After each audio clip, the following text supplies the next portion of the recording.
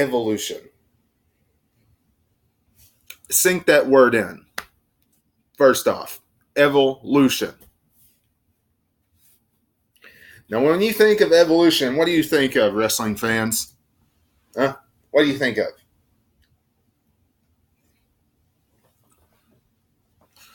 You think of how WWE's women's division has transformed from the Attitude Era all the way through the Divas Revolution, all the way to what it is now, right?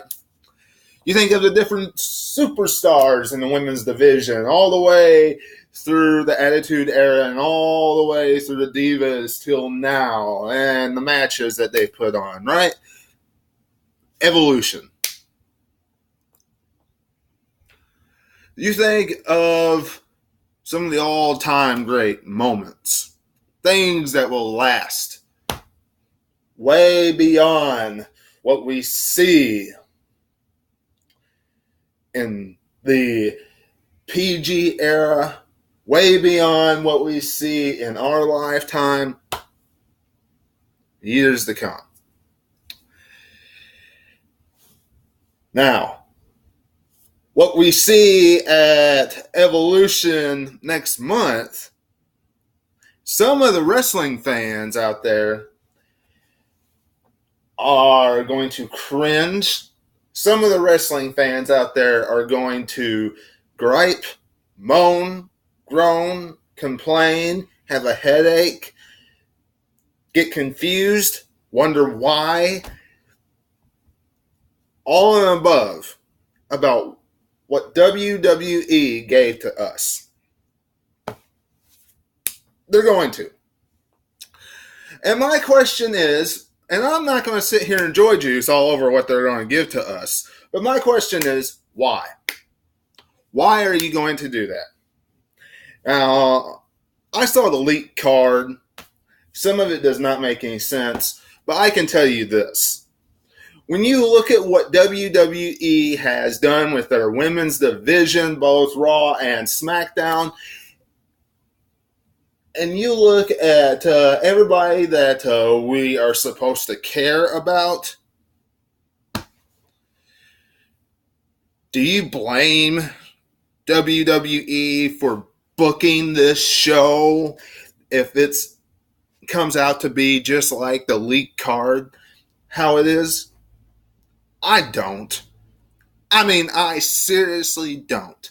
Just look at the Raw women's division. If you are not Alexa Bliss and Ronda Rousey, then you do not mean anything on Monday Night Raw. You do not. Monday Night Raw, you mean absolutely zero if you're not Alexa Bliss and Ronda Rousey. Yeah, some of you might say, well, what about Bayley and Sasha Banks? Yeah, okay. Some of you might care about Bayley and Sasha Banks, but have they been anything important outside of some tag team matches with the Riot Squad? Absolutely not. SmackDown Live.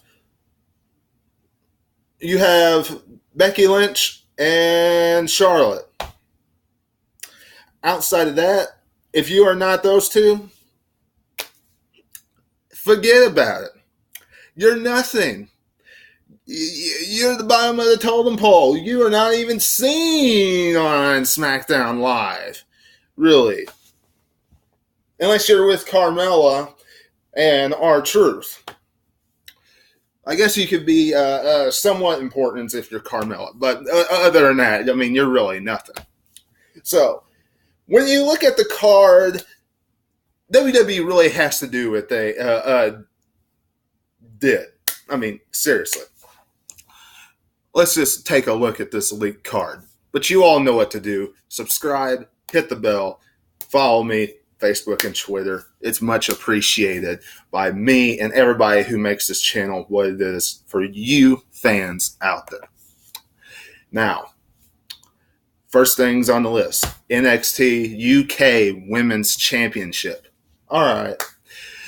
Rhea Ripley, Jenny, Killer Kelly, and Dakota Kai. Sounds like a pretty good contest. I'm not really familiar with the UK women's division, but fatal four-way women's matchup for the women's championship. Interested to see what happens with that.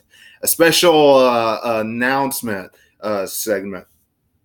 Going to throw in some talking there. Of course, they're going to do some stuff like that. Got to fill in some time. Carmella with a talk show. Says it's going to be with the Ladies of Glow. As long as Carmella does not have the women's championship, I think a lot of us are in agreement with that. You know, her time in the sun with the women's championship is done. It's over with. She had fun with James Ellsworth and screaming and hollering when she couldn't pick up the win by clean victories. So her time is done with that, and honestly, her time with R-Truth and all that is much more entertaining. So see what she does with this talk show stuff. The Riot Squad versus Sasha Banks, Bayley, and Ivory. Some of you probably look at this matchup and say, why in the world would they put Ivory with Sasha Banks and Bayley? One of those things. They haven't really built up anybody on the main roster. Not enough for us to really genuinely get invested or care about. And I hate saying that, and some of you are probably going to look at me and say, what about so-and-so, Sonya or Mandy, or bring out Natalya or someone of that nature? Sorry.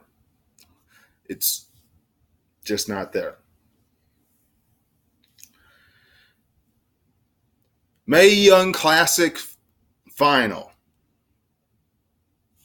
I like that they're doing that. Bringing some more different talent into it. Toni Storm versus Shane. I know I said that wrong, and I'm sorry. But should be a very intriguing contest. 20-woman battle royal. And the winner goes after the NXT Women's Championship. This, I'm not for. This is like the Andre the Giant Memorial Jobber Battle Royal, if you ask me. Some of you might not agree with me on that, but in a way, I agree. I am comparing it to, because it's just a way to get all the women in NXT on the show. That's all it is. Now, if you would have a tournament lean up to Evolution and have a number one contenders match, that I would be more understandable. But just throwing all the women in a battle royal and saying, here, the winner goes on to face the NXT Women's Champion, nah. That's kind of lame if you ask me. Asuka versus Ember Moon. Brand supremacy. Kind of like how they're doing that.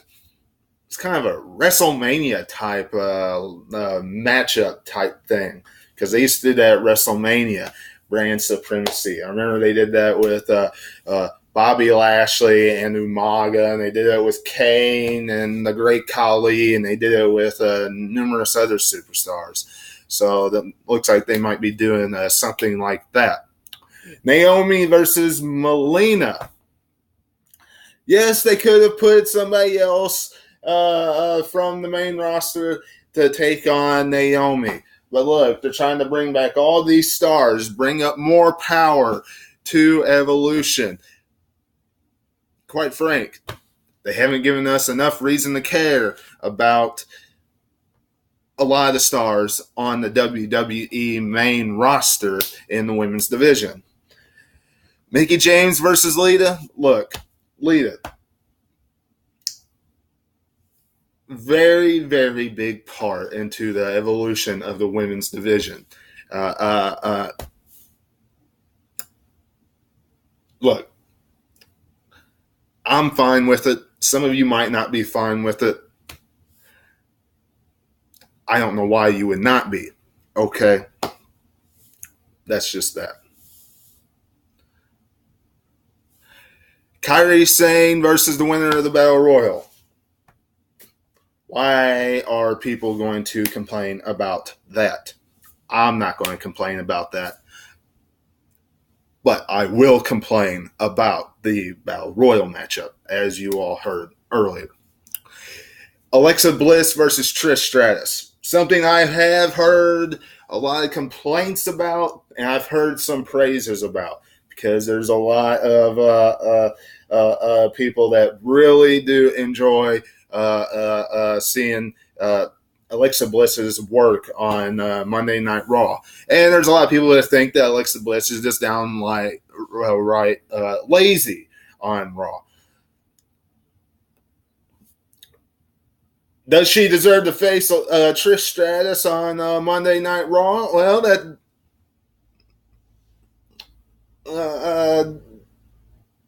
remains to be seen if she deserves to face her at Evolution. Quite frank. But, look, I'm not going to complain about it. I mean, bringing Trish Stratus back for a matchup and bringing her back for a matchup against WWE's top heel in Alexa Bliss. So, Alicia Fox and Kelly Kelly versus the Iconics versus Mandy Rose and Sonya Deville versus Beth Phoenix and Natalya for the Women's Tag Team Championship. Now, this makes absolutely zero sense. And if anybody complains about it, I absolutely agree with you 110%. 110%.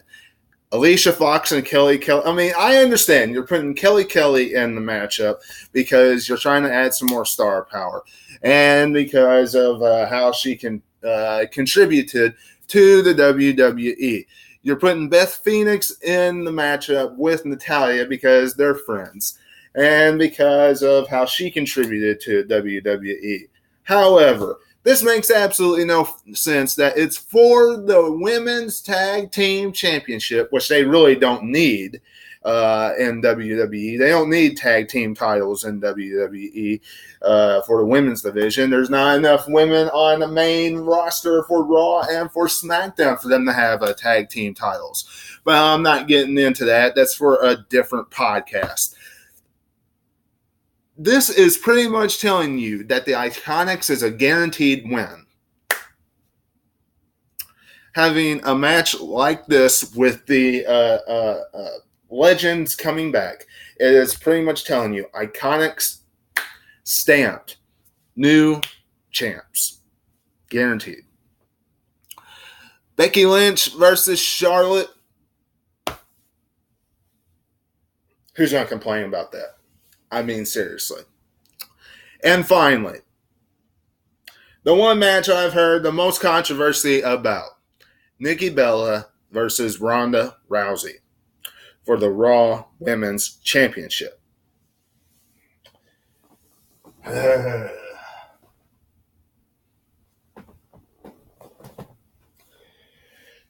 You know, for those of you that gripe and complain about it,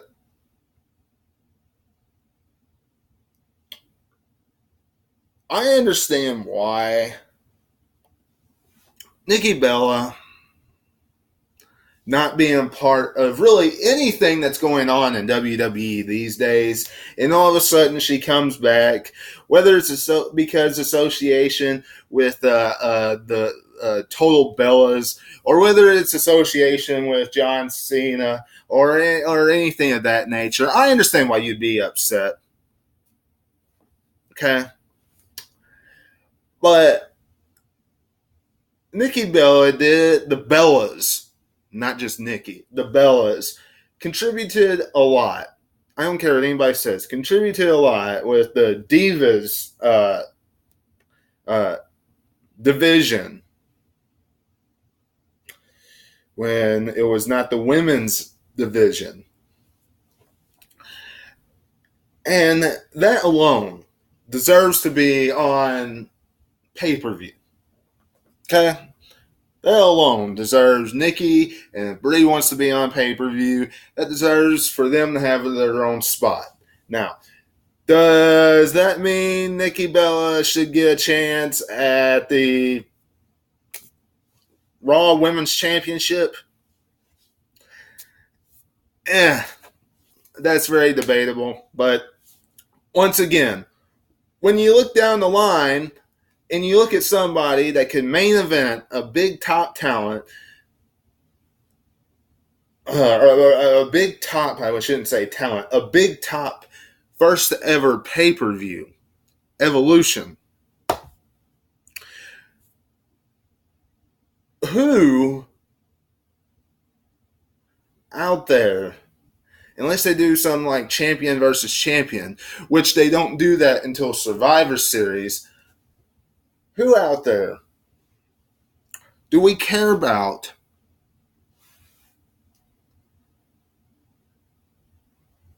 that could really main event this show? And WWE would give us enough time to really get invested again and care about to main event this show.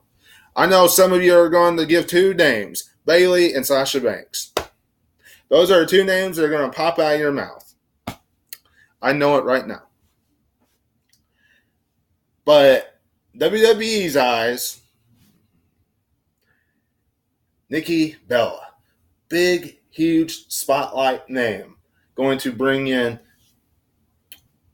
a different audience, casual entertainment audience, plus the already hardcore fan that's going to tune in and watch it anyway, like me and like the majority of everybody else watching this, and the people on YouTube that tune in and watch podcasters. So, like,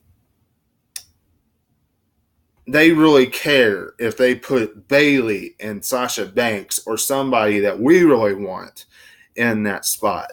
In their eyes, Nikki Bella is that perfect opponent for Ronda Rousey. And Nikki Bella is not somebody that's going to put on a cringe-worthy contest at Evolution against Ronda. I don't see that. She puts on okay matches for what she can do. So, I mean, there's no sense in sitting here griping about it. Not really. Not for what WWE has put into their women's division, what stock they have put in. So when I look at this card, am I going to really gripe, moan, and complain if this card ends up being exactly what it is come the end of October? Probably not. Probably not. But we'll have to wait and see. See you tonight for Hell in a Cell. And until I see you then, catch you on the other side.